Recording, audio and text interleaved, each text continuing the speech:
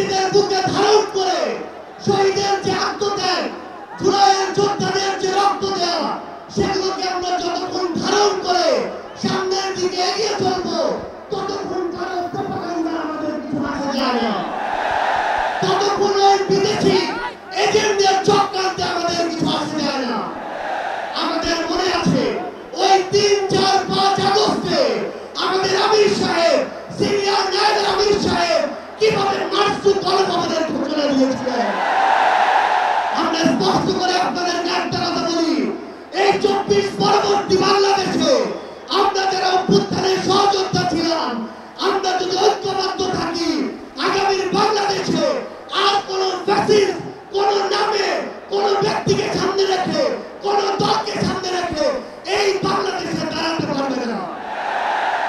এখন জনগণের সামনে আমাদের দৃষ্টান্ত স্থাপন করতে হবে। আমরা আমাদের কাজের মাধ্যমে প্রত্যেকটি ক্ষেত্রে যেন সেই দৃষ্টান্ত স্থাপন করতে পারি। আজকে যখন আমি আসছিলাম, রাস্তার আশেপাশের প্রত্যেকটি মোড়ে আমার ইসলামী আন্দোলন বাংলাদেশের সহযোদ্ধারা ট্রাফিকিং এর কাজ করছে। এটাই হচ্ছে দৃষ্টান্ত যে আমরা কাজ করব, আমাদের রাজনৈতিক সমাবেশ করব, একই সাথে জনগণের যেন দুর্ভোগ না হয় সেটাও আমাদের মাথায় থাকবে। আমরা এর আগেও দেখেছি এই মাঠে প্রোগ্রাম হয়েছে, প্রোগ্রাম শেষ করে মাঠের প্রত্যেকটি ময়লাকে পরিষ্কার করা হয়েছে। এটাই হচ্ছে আগামী বাংলাদেশের দৃষ্টান্ত যে আমাদের যারা সাময়িক যদি কোনো সমস্যা হয়, আমরা আবার ঐক্যবদ্ধভাবে সেই সমস্যার সমাধান করব।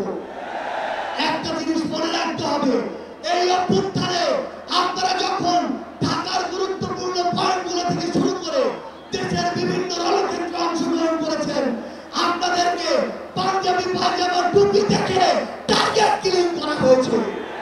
আমার মাদ্রাসার অসংখ্য ভাই এই টার্গেট কিলিং এর শিকার হয়েছে। আগামী বাংলাদেশে কেউ যেন কাউকে ট্যাগিং করে টার্গেট কিলিং এর শিকার না করতে পারে সে বিষয়ে আমাদের ঐক্যবদ্ধ থাকতে হবে। আমরা সংস্কার বিচারকে সামনে রেখে আমাদের এই লড়াই করছি। আপনারা পিয়ারের কথা বলেছেন, এই যে পিয়ার আগামী বাংলাদেশের সংসদে আমরা যদি আসলে জনগণের প্রতিনিধিত্ব চাই, তাহলে আগামীতে এই পিয়ার নিয়ে আমাদের আরো জোরসোরে ভাবতে হবে। আমরা আপনাদেরকে স্পষ্ট করে আমাদের জাতীয় নাগরিক পার্টি এনসিপির পক্ষ থেকে অঙ্গীকার করি, বাংলাদেশের প্রশ্নে, জনগণের প্রশ্নে আপনারা যদি ঐক্যবদ্ধ থাকেন, আপনাদের সাথে কাঁধে কাঁধ মিলিয়ে 24-এর মতো এনসিপি আবারও আগামী বাংলাদেশে লড়াই করবে।